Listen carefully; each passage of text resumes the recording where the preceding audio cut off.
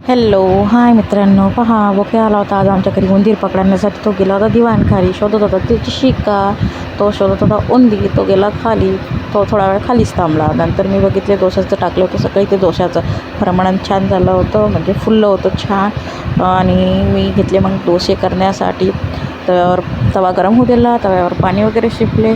त्यानंतर तवा छान पुसून घेतला, थोडा गरम होऊ दिला आणि त्यावर टाकले डोशाचं बॅटर टाकून घेतलं. डोसा पसरून घेतला. व्हिडिओ बनवताना डोसा एवढा काही छान बनत होता, कारण एका हाताने मी व्हिडिओ बनवत होती.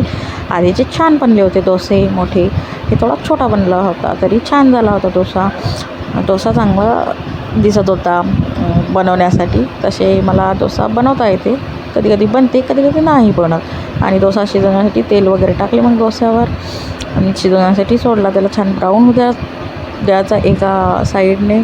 तर म्हणून मी थोडा गॅसवर ठेवला त्या डोस्याला. कडक मला आवडते म्हणून मी कडक होऊ देत असतो एक साईड. जास्त भाजलेला चांगला लागते डोसा वगैरे.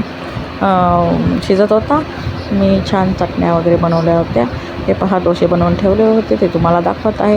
ते थोडा व्हिडिओ बनवण्यासाठी जमत नव्हतं, तरी पण दाखवत आहे. एका हाताने व्हिडिओ बनवताना डोसा छान ब्राऊन झाला होता एक साईडनं. दुसऱ्या साईडनं थोडासा पलटून घेतला, कारण कडक चांगला लागतो डोसा म्हणून.